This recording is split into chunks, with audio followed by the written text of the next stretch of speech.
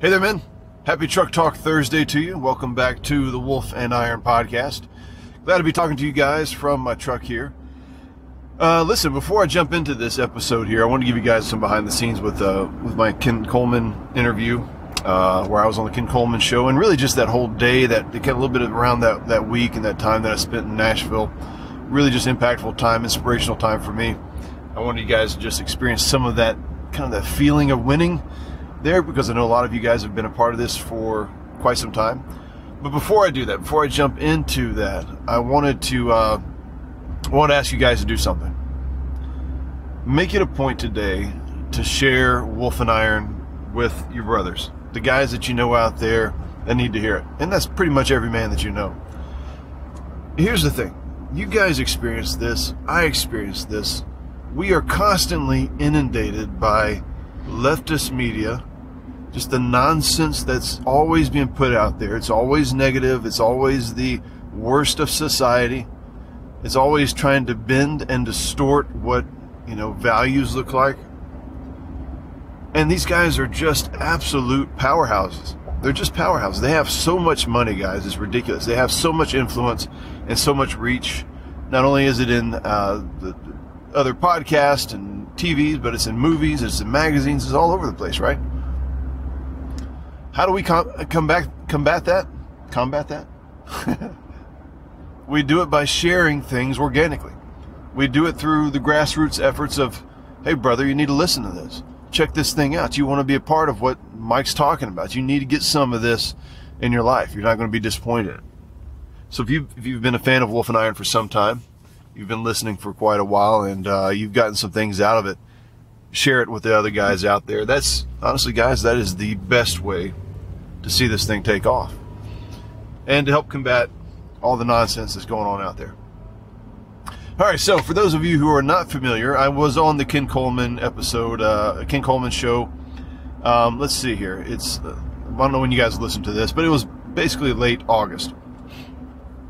And if you guys are not familiar with who Ken Coleman is, he's kind of a counterpart to Dave Ramsey. If you're not familiar with who Dave Ramsey is, I can't help you there. But he's basically got the Ken Coleman show. He also is the host of ONeill Leadership. And so it's a great podcast, especially if you're an entrepreneur and a leader, hence the name ONeill Leadership.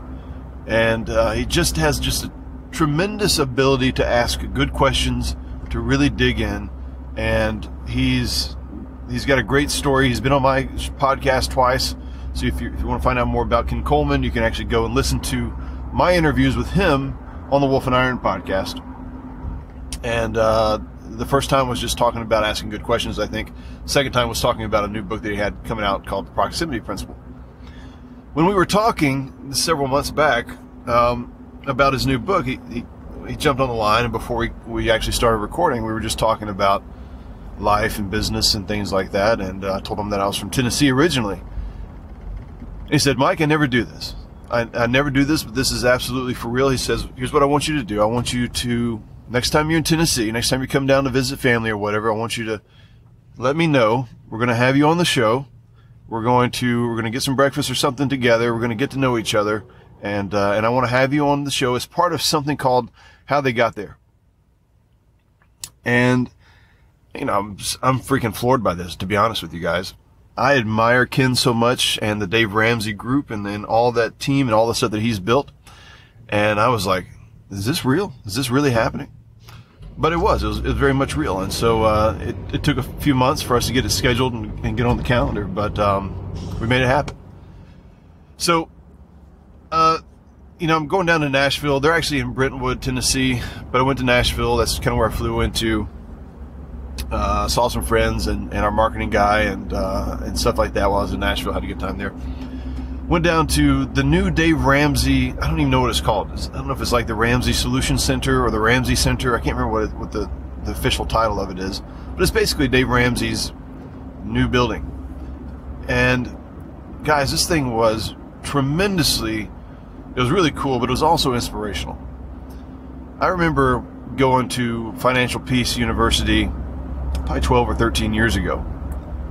And I had a fun time, going through the class. It was really helpful and all that kind of stuff. Certainly recommend it to you guys if you haven't been through it. But the fundamental message that Dave has had out there has been really simple. Don't get into debt, and get out of debt if you're in it, and build wealth with the money that you would otherwise have used to be paying off debt, right?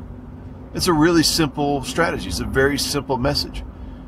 What it has created is tremendous. I mean, he's got guys that are not only just in his own kind of inner circle, like Ken Coleman, Anthony ONeill, Chris Hogan, and the like, and his own daughter, I think, is part of the team now. But he's got also authors and stuff that are that he promotes and that are part of his world in kind of a broader circle. John Acuff being one of those, and Donald Miller as well from StoryBrand. So that simple message has started something that was able to have other messages that kind of tied into it in some kind of way regarding career, business, life, getting your best and most out of things, right, out of life. And what it's turned into is just incredible. And so basically walk into the building. It's kind of unassuming on the outside. It's not all fancy. It's just a big square, big rectangle, multi-story building. But on the inside, it's very cool. It looks like a tech startup. And there were a lot of people having some kind of meeting. I don't know what it was. But the average age of the people that work there has got to be like 25, 26, something like that. Because it's just a bunch of young people, hipster-ish looking people with beards and whatnot. And there was just an energy in the place. Everybody was excited. It was just a really cool spot. I was warmly greeted when I came in. The ladies was telling me about all the, how they just basically moved there in the last 2 weeks and all this other kind of stuff. They asked me if I wanted a latte or some tea. And so I'm just trying to take it all in. Like all this stuff has come from a simple message. And I just thought about that for myself, and of course I thought about it for you guys as well. All of these things have come from something so simple that just kept getting put out there, kept getting put out there, kept getting put out there. And here's the thing. Yeah, I've got a message. You guys know that I have a message because I get on here and I talk about it. But what's your message? What's the thing that you're talking about? What's that small thing that just seems like this is a no-brainer? This is common sense, right? That you will eventually find out is not so common. And if you can get that message out there, you can have an impact on the world, and it can actually be bigger than you ever dreamed. It can actually be more needed and more necessary than you would have ever imagined, right? Hopefully you do get the vision. The people that I was talking to there, they said, David, I think the lady I talked to, I can't remember if her name was Janelle or Jeanette, something along those lines. Really nice lady when I first walked in. She'd been working for Dave Ramsey for about 6 years, and she said when I first started, Dave was like, big things are coming, right? And here they are. They've moved into this gigantic building, and they got another building being built, and it's just really cool to see. So anyhow, so that was really cool. I'm getting all pumped up, I met with Ken downstairs. They've got a whole cafeteria area. I met with Ken. We talked for about 20 minutes or so, just random stuff, life, family, business, entrepreneurship, what it's like being busy, what it's like kind of making a name for yourself but still staying humble, just having like the home life and doing the simple things, to cutting your grass and whatnot. And then we did the interview. And the interview, I feel like it went well. It's one of those things where it's kind of hard to tell. I'll give you guys kind of a visual the best I can of how things were laid out. So when you first come into the Ramsey Solutions Center mega complex, amazing space, Dave Ramsey's, they got these recording booths, and they're really kind of enclosed rooms that are glass, so you can actually see in. And you got Dave's there, and you got Ken Coleman's on the other side. And so we're kind of in that recording booth area.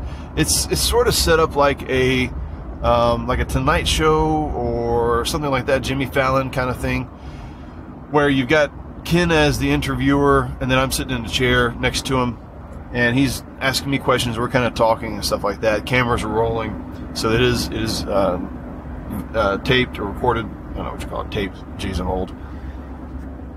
And it's recorded, so I guess it's going to be on YouTube or whatever. And then it's also obviously going to be a part of the podcast. And the interview, I think, went well. I wasn't really sure if we were going to be talking about the how-tos of business or what, but we kind of ended up just sort of diving into more about that journey from being a guy that has an entrepreneurial spirit, but is writing code all day, right? I'm a full-time employee for somebody else, to making that switch to full-time entrepreneur. We didn't talk about the Side Hustle Switch project at all. I don't even know if Ken knows about that. I need to tell him about it. But it's very applicable there. You guys may not know about it either. You can go back and listen to some other episodes to find out about that project. But anyhow, so it really ended up talking a little bit more about just my mindset, kind of what were the obstacles in place, what were the things that allowed me to kind of make that leap, what did that kind of look like. And what Ken was really trying to draw out was that it's not as complicated as you may think. It's oftentimes when you hear somebody's story from, like having the idea to finally making the leap and doing it full time, it's a pretty kind of basic thing, right? I mean, it's just, you put something out there, you try it, you see how it works, you may have some hurdles to overcome. Eventually you kind of figure things out as you go, and you make enough money so that you're able to do this thing. And a lot of it is just trying to take off that pressure from people, that it seems like this gigantic big deal when it's, really it's just a series of steps that you just go through. If you can go through these steps, you can be consistent about it, then you're going to have some pretty good, you're going to have some good results. You're going to see some momentum early on, that kind of stuff. So I think the interview went well. I felt like it did.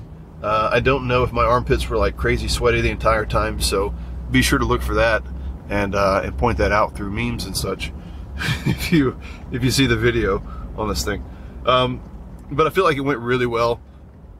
Ken had another interview backed up like immediately after that one with a comedian. I forget the guy's name. He does a lot of sports comedy.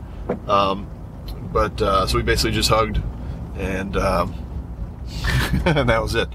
I did get a good connection with Mackenzie, who's publicist over there, and she helps out with Ken's stuff when he had his book coming out. Anthony ONeill's got a book coming out about going to college without getting into debt, which I know for a lot of you guys is going to be right on exactly what you're thinking about. How do you do this thing? Because you got kids that are that age. And so you can expect an interview with Anthony ONeill coming up at some point down the road. So that was Ken Coleman interview. That's how that happened. Basically exited the building right after that. Now, my day of cool things did not stop there. I went to a little town of Franklin, which is not very far from where I was. It was recommended to me by one of the people there, and they said, just go to the downtown Franklin area. It's this old historic kind of downtown area. And I'm thinking like it's just going to have some old buildings and it'll look kind of cool. It was like old buildings, like a little old downtown, old town, kind of Americana feel, flags and stuff all over the place, American flags. And but the shops were all kind of new and sort of posh, and there's great coffee shops there, and there was a lot of places to eat and things like that. So I had a couple hours to kill. I was actually meeting with my marketing guy again in Franklin, and I had a few hours to kill, and I figured I'll just walk around, see if I can buy some knickknacks for the team. I always like to try to bring stuff back for the team. And I went to this little shop called White's Mercantile. I thought it was like an old shop, because it looks like an old-timey, like it had been there since like early 1900s or something along those lines. But when I go in, you can tell the place has got like new stuff. It's got Filson. It's got just modern day kind of brand names that you would know about, plus a lot of local stuff that you'd never heard of. And lo and behold, I walk over to a shelf that's got some cool manly stuff to it. I was just kind of drawn to it because there was an air of manliness over there. And my little pocket knife book was on the shelf. A couple copies there on the shelf. And I mean, guys, I can't tell you what a good feeling that is to see something that you've created unexpectedly on a shelf in a store that you're already impressed with, in the company of other brands that you respect and admire. So we actually there was the Art of Manliness, one of the Art of Manliness books there. Then it was mine, and then there was the Molly Jogger. If you guys aren't familiar with them, you should go check them out. They got a lot of cool stuff.